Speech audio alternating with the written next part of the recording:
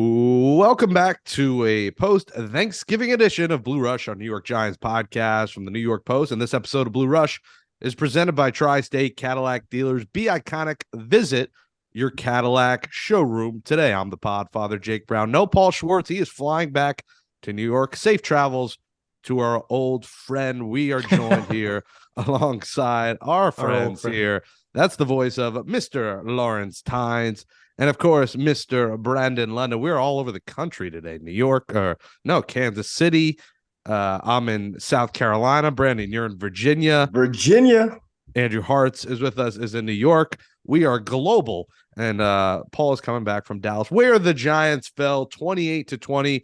They fall to 7-4. Lawrence, I'll start with you. And, I'll say this. There's two sides of this. One, they fought hard. They had so many guys out. They had no business even being in this game. They had the lead at the half, and, you commend them for a great effort. The other side of this is a phantom holding call on Holmes, the phantom illegal man down the field call, maybe a little bit more of a sense of urgency in the fourth quarter where they did no huddle, no times at all until the last minute when they got that garbage time touchdown, which made bettors of the Giants happy covering the spread, like Andrew Hartz, and made some people happy. But I didn't think there was enough sense of urgency. But I know, Lawrence, you might be on the fence of, a hell of an effort, and they played a good Cowboys team close.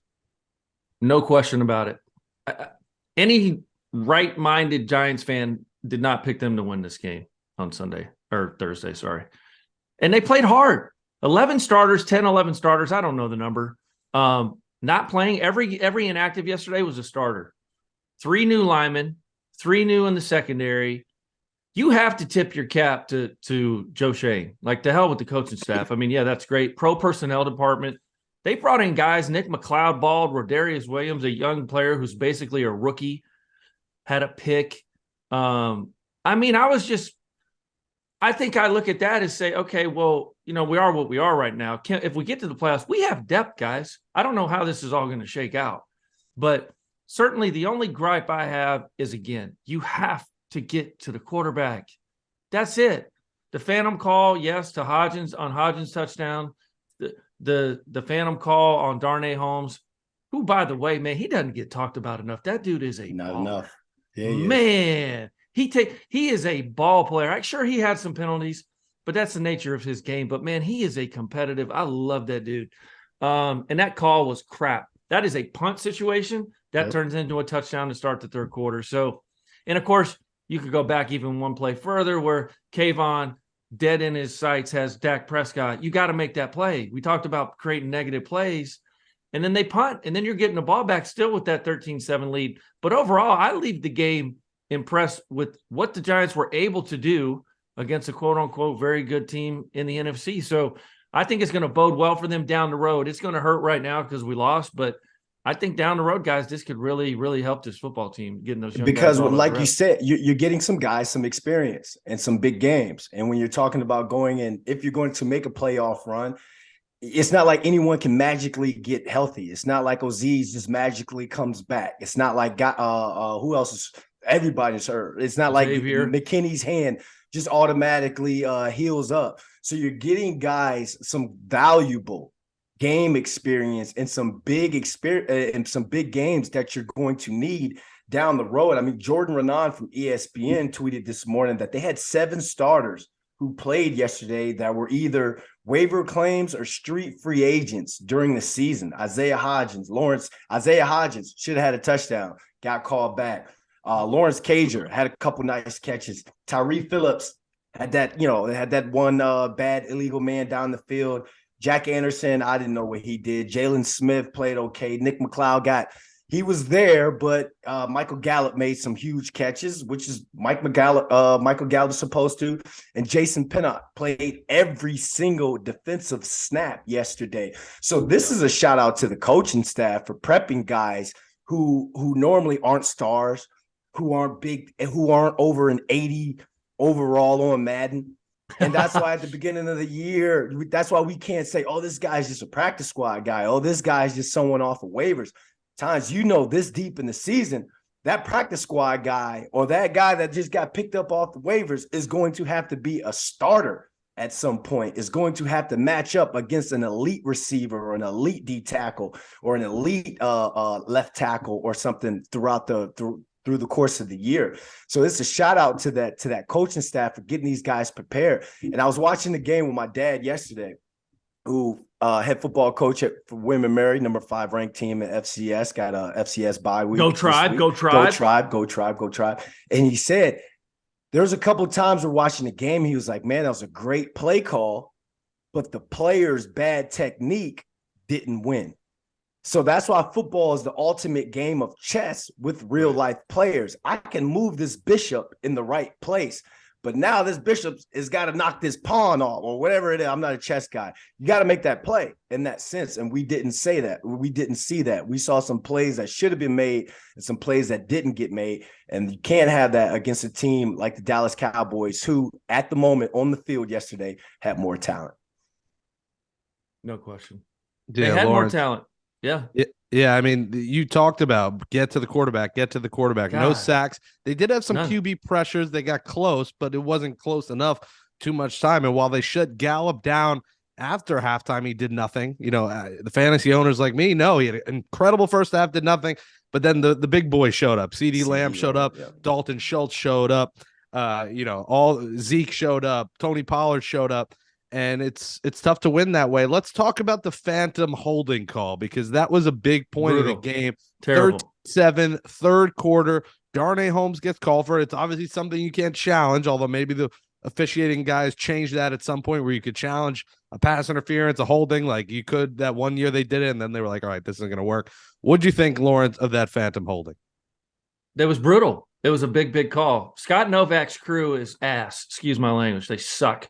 They call the most penalties in the NFL, and it was just one of those games. The Cowboys had some bad calls too, don't get me wrong, but I don't think they were as big or as an impact as the ones against the Giants. It felt like every penalty the Giants got, they were giving first downs, illegal touching, obviously taking away touchdowns. If you take away some of those plays, we can play the what-if game all we want. That was a close game. I know that people will call the last touchdown garbage. Call it whatever you want. But the reality is we should have had one more touchdown on the board anyway, and the Cowboys should have had one less, in my opinion. We're just talking about it because we have a show, and you can't do that in real life. But the reality of it is they played their tails off against the Cowboys and the officials. That call on Darnay Holmes, I just can't get over it. Can't get over it. You guys will all see it on Twitter today or see it wherever you consume your social media. He literally taps his hip. Like he didn't even wrap or. There was one early in the game, clearly pass interference, but that one was not. That was not illegal contact. And the other one, the illegal man down the field. Brandon? What do you think of that? Being an offensive player, what do you think of that call? I mean, it hurts. I thought, it was such a bang call in the sense where I went back and one of the Giants blog guys posted the actual ruling, and it's saying if you're engaged, you can be down the field 1 to 3 yards. But as soon as he pushed the guy and let him go, he started to back up a little bit. And I think that's where it got called. It's one of those calls where it's it sucks that it happened at that moment because it takes away a touchdown. I don't know. I can't jump on the officiating for that because we've had it times. You said this before we started the show. We've had some illegal mans downfield. We've had these a bunch of times. Yeah. So I can see if it was if it just happened this game, then we could be like, oh, that's such a terrible call. They're well coached when it comes to not being down the field or whatever. But if it's something that's happened repeatedly over the course of this year, then I kind of have to give the benefit of the doubt to the referee at that point because it's it's something that's happened. But at the moment, you're saying when it comes to the penalties that the Giants had, it was a quality over quantity. Again, not to keep shouting out my dad, but we're watching the game, as a family, and he's going, as at one point, he goes, man, the Giants keep getting hit with all these penalties. And then the actual penalties came up, and the Cowboys had double the penalties. I know. So it was a quality over quantity things. The Giants penalties hurt more than what the Cowboys penalties did, and that's going to get you. And anytime you take points off the board or you extend a drive to create point to give points, it's just going to happen. And I want to talk about this real quick before we go on. That illegal the illegal touching with Darnay Holmes on CeeDee Lamb, that to me was BS. And this is me as a receiver. That was bad. You cannot allow they're getting too lazy when it comes to calling OPI, because you're allowing these receivers to extend, to push off. It's not even the chicken wing anymore that receivers are taught to do when you're trying to get a guy by. It's the put your hand at the lower back, the push by, never extend your arm. You're seeing guys extending arms now to push DBs out of the way. And DBs are taught, you push, I pull. You push, you try and create some separation. How else am I supposed to get that separation back? So you push, I pull.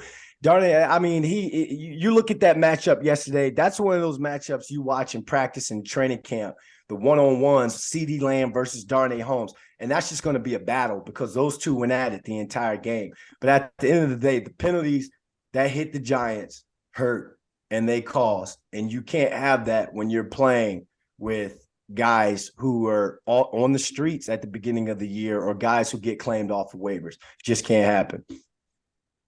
Yeah, Giants now lose 2 games to the Cowboys. They get swept on the season. And Micah Parsons had some words after the game, and I'm sure, Lawrence, you might have some reaction to this. He had the 2 sacks, and that was about it. He tweets after the game, referring to Andrew Thomas, heard he was the best.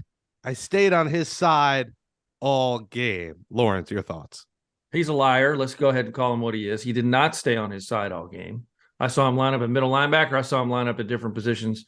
Andrew Thomas had the flu. But listen, at the end of the day, Micah Parsons is probably the best defender in the NFL.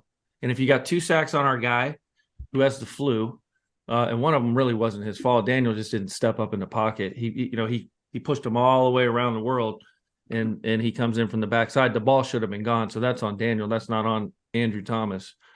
I don't mind it. Listen, they're going to talk their smack. They can. They beat us. They beat us for the 10th time in a row. But I got drafts. I got my drafts. All you Dallas fans that listen to our show that come in incognito, I got some drafts for y'all when y'all lose in the playoffs. I got them. Lauren Salah's got receipts. Oh, I got receipts. Now, Salah's probably got receipts on me because I talk smack on the Jets too, so I don't want him to send me back one. Hey, it's funny you said that one sack wasn't AT's fault. It was Daniel Jones. He watched him all the way around the world.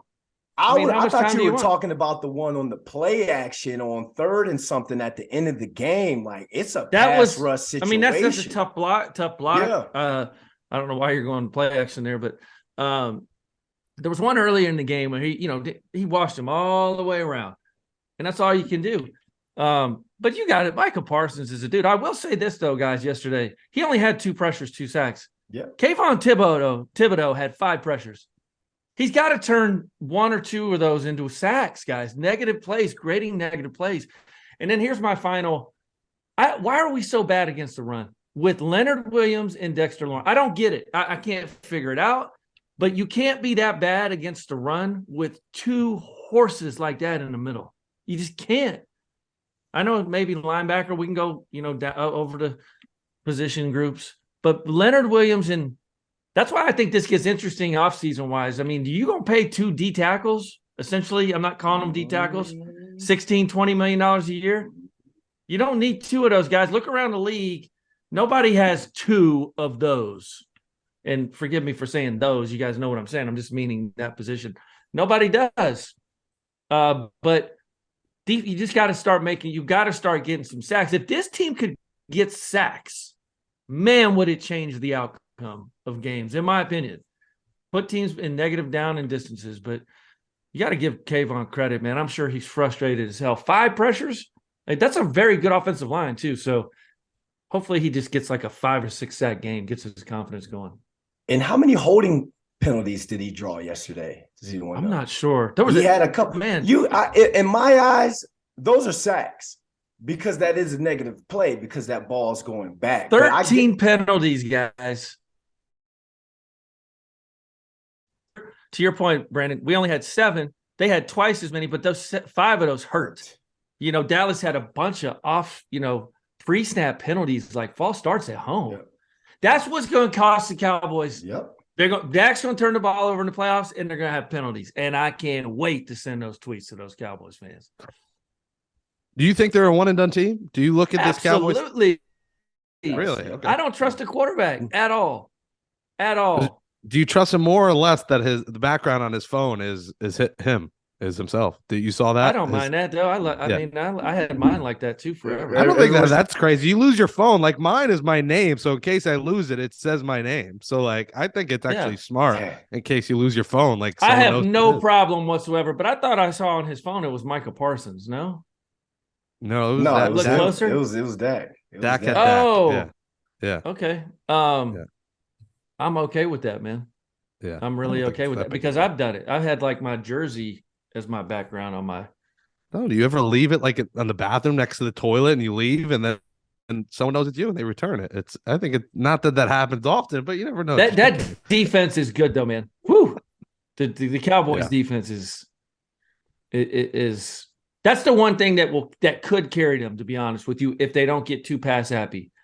If they just run the football with Pollard and hit those tight ends and maybe hit CeeDee Lamb 4 or 5 targets a game max, that team would beat everybody. But there's no way in hell I trust Mike McCarthy to do that. He's going, But they have 2 running backs, a great offensive line, a great receiver, a bunch of solid tight ends, and a great defense. That team could win the Super Bowl, but I'm just telling you, they'll mess it up somehow. Well, they really will. Because the Giants coaching probably kept them in the game, and the Cowboys coaching almost put them out of the game early. I agree. Too, going for it and then a simple run up the middle. You handed the Giants a field goal, and it could have been a touchdown. Obviously, 57-yard field goal, by the way, by the Scotsman. Yeah. One thing. That be London. That's freshman year. Be London at UMass. UMass. 205. Oh, good. The Minutemen? Is that the Minutemen? That's the Minutemen. That's what UMass is? Is that really a true story? The Minutemen? UMass Minutemen, man. The militia. But another thing. Here's one thing we finally saw, and we in the first half, but we didn't see in the second half, that I got to air my grievances on. We got a deep ball, we completed a deep ball down the field. Darius Slayton, we didn't throw another one for the rest of the game.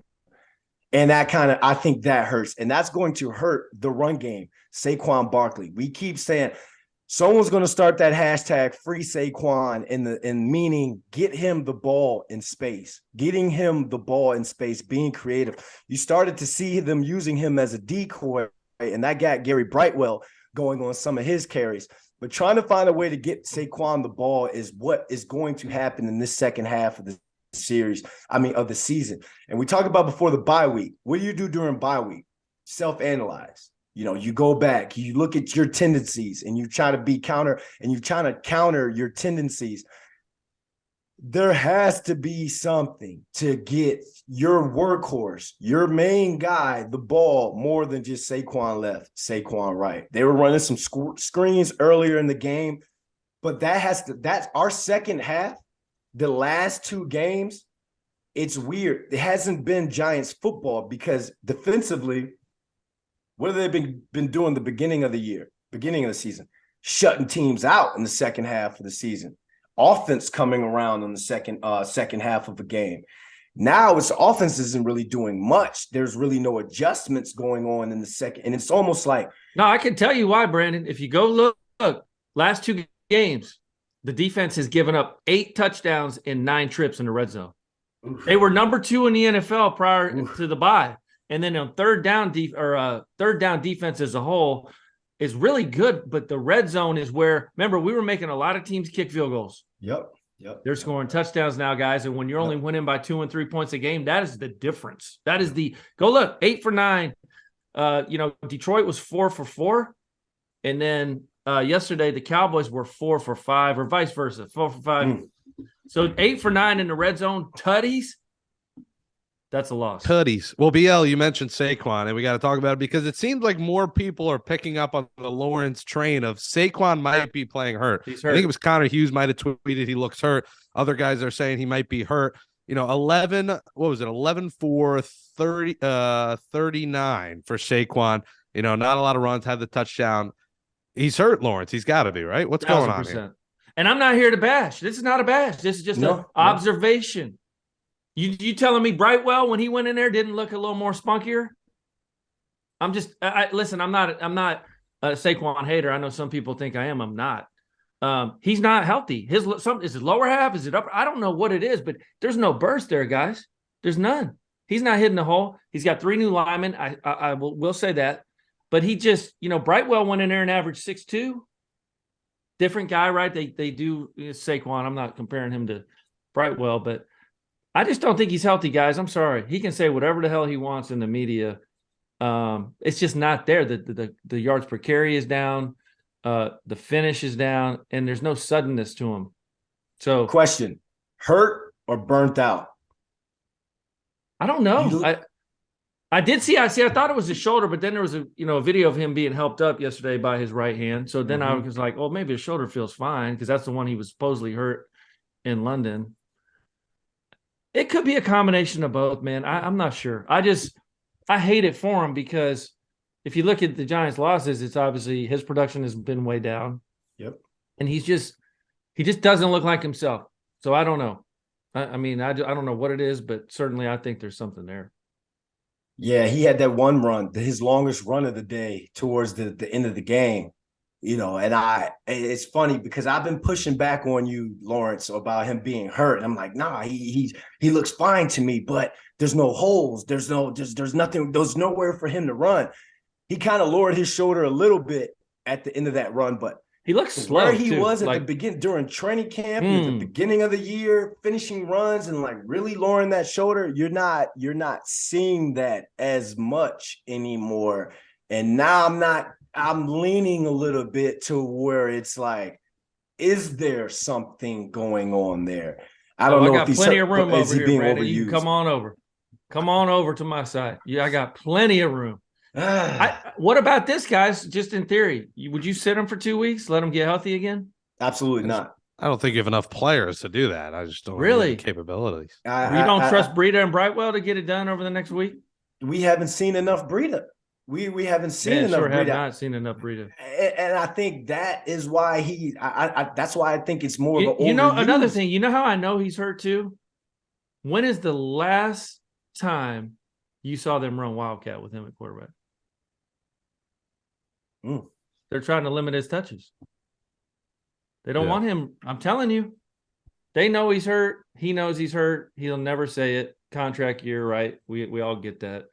I don't know. I just saw more burst when some other guys were in there. So I'd like to see it. I'd like to see him maybe. Well, those 2 Brightwell runs too were late when the defense wasn't really, playing 8 guys in the box later in the game. But it is a mystery, and Daniel Jones is a mystery. He had.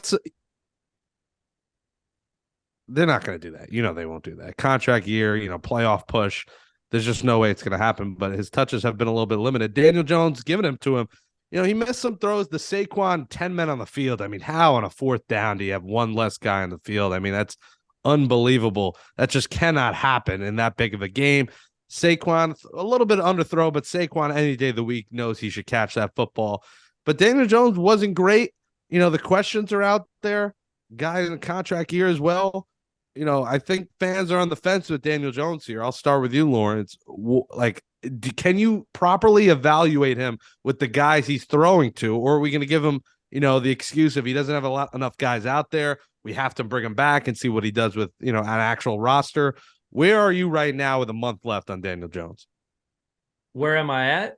You have to resign him.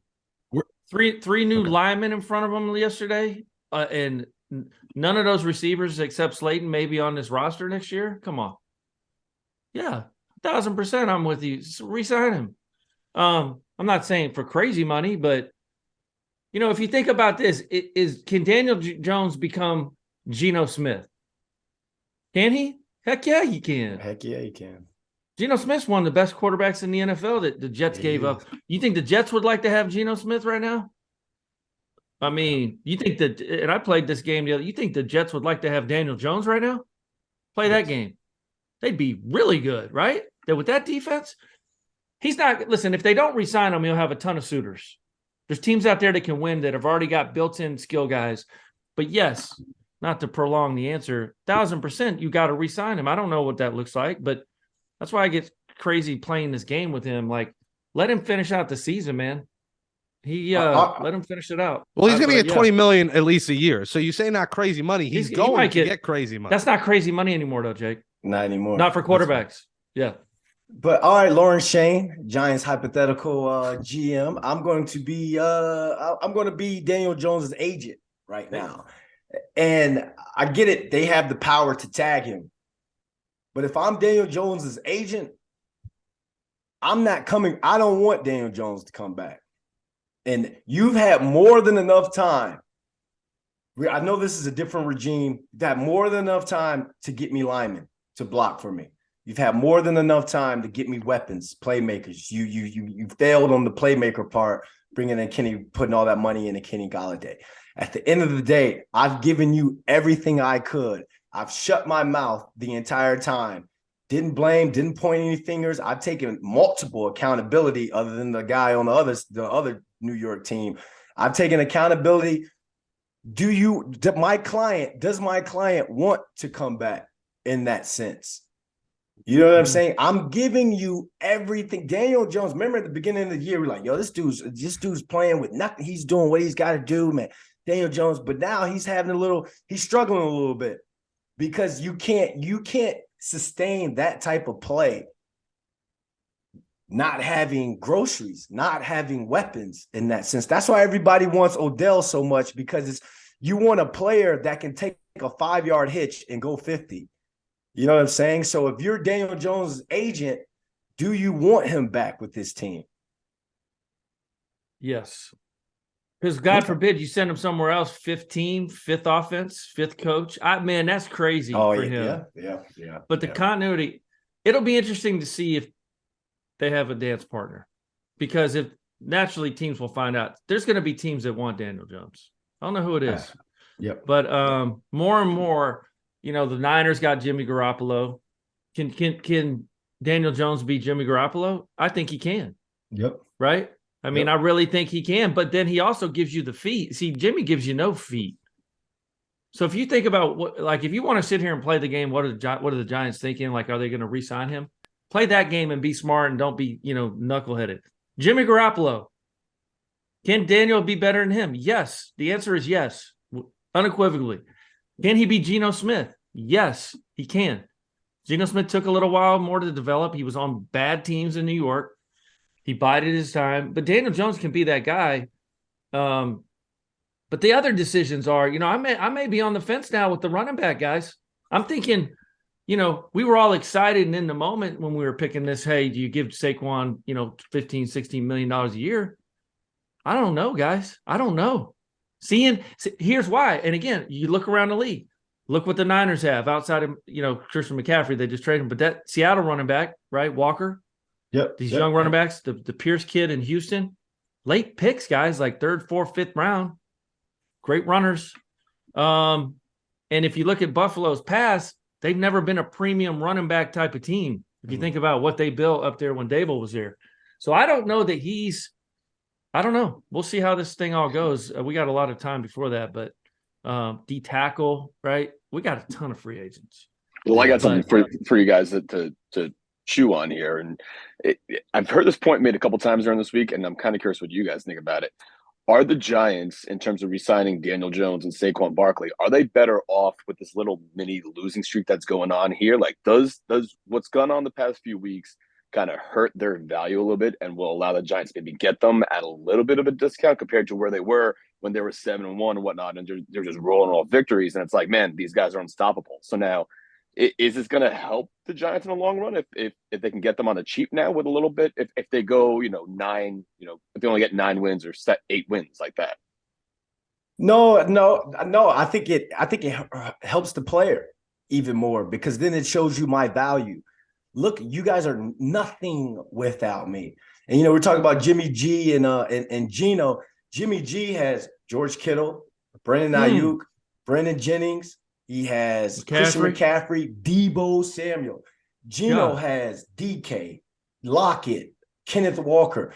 So to that point, times when you're saying the running back, Saquon, I agree with you. He may not be here this year because if you're the Giants, do you want to throw all that money knowing you can get a Damian Pierce, knowing that you can get a Kenneth Walker? And this, again, it's nothing against Saquon. It's just I'm going to put my cards. If I'm Joe Shane, I'm putting my cards in my scouting department. Go find me some young guy on a cheap deal that I can bring in. Man, look at Pacheco. Sorry for interrupting. It just popped. Pacheco, the kid from Rutgers that's at Kansas City. Holy cow. Yeah. He might be all three of them are good, but that kid runs like somebody stole something from him. I mean, he is mad and angry. And guys, listen, at $600,000 versus $16 million and $15 million a year, it has nothing to do, like Brandon said, against the player whatsoever. But business-wise, look what it did to the Cowboys. Yep. Look what it did to McCaffrey. They had to trade him. You know, they had all these backs to get this money. The Dalvin Cook deal is a nice deal, but I think Dalvin Cook's a different cat. Yeah. I think he's just different. Dave Gettleman put them in a tough financial spot where they don't really have the option really to just give Saquon $60 million a year. The Galladay contract's going to hold them down. Well, the Giants have 6 games left, guys. And before we read some tweets, I mean, you got to go 3-3. I'd imagine the thing they have going for them here in this wild card race is there's not a ton of teams battling. It's the Seahawks, Commanders, Falcons after the Cowboys battling for 2 spots with the Giants. So it's 4 teams going for 2 spots. The Seahawks are right there with the Giants right now. And then it comes down to you beating the Commanders. In my mind, you beat the Commanders twice and you beat the Colts. I know, Lawrence, you're on the side of they're going to beat the Eagles once. I'm not ready to say that yet. But I think you beat the Commanders twice and you beat the Colts. That gets you in the playoffs. I don't think all hope should be lost here. But this team's got to get a kick in the ass quick, and they got to get players back in the field quick because you still need to scratch out 3 wins. I don't think 9-8 is going to do it for you for the playoffs. Couldn't agree more. Got to go 3-3 right down the stretch. We talked about this on our show 2-3 weeks ago, guys, where we said November 24th through December 24th is going to be tough sledding. And they started it yesterday, competed, but obviously not good enough. Commanders, Eagles, Commanders, Vikings. Yeah, it's not easy. I think they'll win 3. I don't know where this is coming from. I wouldn't even, Washington's playing probably as good a football as anyone in the NFC. Toughest schedule in the division. They're over 500. They've been better since Taylor Heineke came in. So that's a dangerous team. I think Chase Young just came off the PUP list. Yeah, he did. That D-line is serious, as you guys know. But again, the Giants have played well against them in years past, but it's all about health for this football team. If they can get healthy, they're a playoff team. If they can't get healthy, then they're not. So I don't know what the injuries look like, who's coming back, who's not. So it's all going to be dependent upon players and who's available. I'm looking at next Sunday as a playoff game. That's good. It has to be a playoff environment. And I understand, I had to shut off my Twitter last night because all of a sudden, all the Twitter offense coordinators, all the Twitter defense coordinators just came out of nowhere. And I'm like, I got too much to be thankful for. Plus I'm in a food coma to be going back and forth with someone. But next Sunday is going to be a playoff game. And if you win that game, then you'll sweep the Commanders. But if you allow them to come into MetLife Stadium and beat you, then I think they have this confidence to where it's like, you know what, we're going to take that 3rd seed. We're going to take that 3rd seed in terms of our division. We're going to be that 3rd team. And you can't have a Tyler Heineke, a quarterback like him, a streaky quarterback that just plays off of straight up confidence. You can't have him going in having any sort of confidence. So you got to beat the Colts, obviously. Minnesota, teams are putting up points on Minnesota's defense. Eagles, I don't know. I mean, you got to find a way to split that. But I think that if the Giants beat the Commanders next week, then they have a chance to sweep the Commanders and then beat the Colts. And those are the 3 that get you in. Do you know the Commanders' next 2 games are against the Giants? Yep. Their next Giants 2 games. Bye-week Giants. No, they play Giants. They play Atlanta Sunday, so they have Atlanta first. No. After this week, Jake. Yep. Giants by Giants. I've never seen that. Yeah, that's weird. A little weird this year. We did it in Canada. We did it in the CFL. Yeah, for sure. But Giants by Giants. That's incredible. So I would give the advantage there in the second game to the Commanders. Coming off a bye at home, for sure. Yep. And then they play San Fran, a tough game, and then Cleveland, who's never an easy game, and then Dallas. So they have a tough schedule. Seahawks have Raiders, Rams, Panthers, so easy, but then it gets hard with Niners, Chiefs, Seahawks. So they have half easy, half hard. So that's a tough schedule at the end there for the Seahawks. All right, let's read some of the fans' tweets. Let's get the fans' reaction to how they're feeling, because I think some people are down right now, some are up. So let's read some of the tweets from Bogard_NY. There are no moral victories, but we had significant injuries, and the Dallas Cowboys are stacked with talent. They still didn't cover, with a cool face. So a lot of people happy about that with that little backdoor cover. Another one from Big Blue UK IRL. Thibodeau gets at least 3 sacks in that game if he's not being held on almost every damn snap. Was he held that much, guys? No, it's like Brandon alluded to earlier. Yes. Yeah. 5 pressures, however many penalties he drew. Absolutely couldn't agree more with that guy. Yeah, he was held a bunch. And shout out to Big Blue UK IRL. At times they love you. They absolutely love it. That's the UK group and the Ireland. Oh, is that group. who sent that in? Yeah, they absolutely. Oh, my bad. Love I didn't man. even. Yeah, I like him too. I follow him from across the pond. Yes. From we're going to another country, from NY Giants FR, Giants France. We're going international here. Bonjour, messieurs. These refs, man, 2 fouls on the same play and nothing. Could have been a roughing the passer instead. So another fault on the officials. From Big Blue again, the UK IRL again. Can't have America's team losing a game in front of the nation. SMH. So a lot of people think some hometown cooking there for Dallas. From Marge_Twain. I'm still so angry at some of the questionable penalties that only deemed to be called on us when we were gaining momentum. Other than that, really wasn't that bad. Kind of thought Kafka was calling passes until we got a rhythm going, then switched to running the ball. I don't know why. I agree with that. And again, I thought the sense of urgency sucked in the fourth quarter. I don't care if you're that many guys down.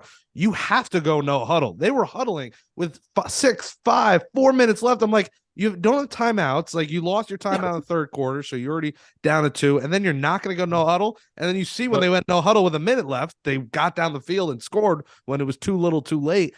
I just didn't think there was enough sense of urgency there. And I also was very disappointed Daniel Jones ran 3 times. I know you're trying to keep him healthy. You got a lot of guys hurt. Use his legs. You mentioned that what he has is his legs and he can run it. I don't think they drew a 1 RPO. He barely ran the ball. I think that's unacceptable. If they want to go 3-3, he's got to be running for 40, 50 yards every week if they want a shot, especially if Saquon is going to play the way he's playing. And throw in down the field throws too, Jake. Remember, this whole Daniel Jones-Slayton connection has been going on since Slayton's rookie year. Remember Daniel Jones' first game against Tampa Bay, Slayton caught that deep post. They've been connecting on deep balls. I wanted to see more deep balls in the second half. Yeah. Not enough deep balls. Yep. No. Yeah, it's just I know what you're saying about late in the game. I just feel like I don't know if everyone out there knew the 2-minute drill. Maybe they did, but it seems like they were, trying to radio the play into Daniel, and he was trying to explain it to some of the people. Maybe that's why they went slow. I'm sure they would have wanted to go faster, but they knew it with a minute left. Why didn't they know it with 5 minutes left? They were going no huddle. They spiked it. Like, why was that not happening sooner? I just think they waited really quick. You saw that at the end of the first half as well. Remember, Brian Dable was yelling at Cap. He was on the headset like, "We got to go, we got to go, we got to go." So that urgency there, I guarantee you this week or the next game, you're going to see more sense of urgency in the Giants 2-minute drill. Yeah. Well, hopefully they get a few guys back. And I love the Dayball meme that came out from him looking at the ref where he's like looking at like this. Oh, that is a classic. Hey, he was looking right through that dude. He undressed him. I wonder what Daboll's blood pressure gets up to when he gets in those, because it seems like once a game he turns into a little like fireball. You know those little hot fireballs and candies? That's what he looks like. Red and hot. Yeah, well, I'll have to ask my doctor since he's my doppelganger. I'll have to see what the blood pressure's at. What's the BP at? From Eric Builds Best. Oh, my thoughts are, man, we are reverting to the old Giants, and it's tough to watch. The injuries are catching up, and the team needs another cycle before we really complete. Who is this? Who is this? Who sent that? Eric Camp. Eric. Eric Campen. Capon. Overreaction, prisoner of the moment. This is nothing like the Joe Judge football Giants. Come on. From Giants fan 1187, this team played hard, but we obviously have been hindered by injuries. The run defense was a serious issue and a lack of pressure outside of Thibodeau. Saquon does not look explosive, and I don't think it has anything to do with his shoulder, which you've mentioned. The refs sucked something awful. From Tony LNYG, painful loss, but I'm a bit impressed with how the Giants managed to go toe-to-toe and hang in there for the most part with a depleted, banged-up roster against, hate to say, a very good Cowboys team, and that's down to the coaching. Chris Kennedy _25. Kafka's play calling has been too conservative over these last two games. Why is that? And why do we continuously to try to run up the middle when the guards get blown up before Jones even hands the ball up? Conservative play calling, Lauren? I would too.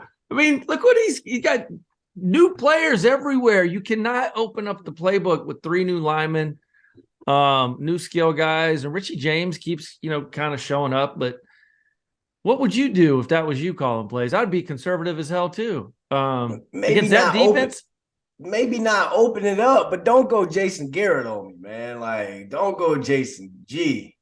Yeah, early in the game was exciting if you were a Giants fan. Yeah. I like the bootlegs. But then they started taking that stuff away, man. Yeah. And then, but again, you can't be mad at Kafka for trying to figure out a plan to help win the football game.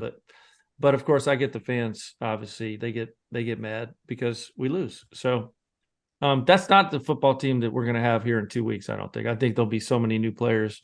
But you missed Wandale. Golly, I didn't realize how much till yesterday. Oof. All right, I'll read it. So Golladay got some late snaps. Late. Yeah, and Wandale. How many did he play? Hold on. Wandale had a great story they did before the game about his father coming out of prison. That was an emotional story. We'll read a few more tweets before we wrap up the show here. NYG _Pete, can't be too mad about the game last night. Actually better than I expected. Tibbs had a great game. Convinced we would have won with the O-line and the secondary healthy. Bellinger too. Yep. Yeah, they need Bellinger back. Yeah. Tony LNYG again. Also, Dave's is legit a scary dude. I wouldn't want to upset him, just like we pointed to. And Kirby NYY desperately need to get healthier.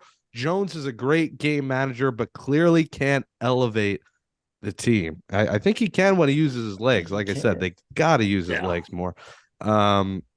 Let's close with this one because I think this is interesting. Cashman sucks 69. Clearly angry Yankee fan. Is it wrong to think the playoffs are becoming a long shot? That's an interesting question, Lawrence. What do you think? The question is it wrong to think? Yeah. I don't think they're a long shot. I just think it's become more difficult than we probably thought. It's 7-2, whatever the heck we were, 6-1. It certainly has gotten tougher, no question about it, because everyone's gotten better. We knew what the Eagles were, the Cowboys defense, but no one factored Washington into this thing when they were 3-6 or 3-5, whatever they were, turmoil. But they're good, and now everyone has a winning record in this division. So, yeah, it's going to be tough to make it. 10 wins is not easy to get to. I know there's 6 games left, but like we talked about, they could lose all 6. You can win them. Black Friday, we're shopping this morning, and we're shopping at the Giants playoff store. Are they making it Black Friday? Your predictions now. Yes, absolutely. They're going to make it. They're going to get healthy, guys. These guys aren't going to miss the rest of the season. Bellinger's coming back. Xavier's coming back. Moreau's coming back. So I'm telling you, they're going to make it. They'll be fine. Yeah, Brandon, definitely going to make the playoffs because, again, they've got some guys who, as now people say, shouldn't be in there getting some valuable experience. And that's going to help in some key moments later on throughout the course of these 6 games.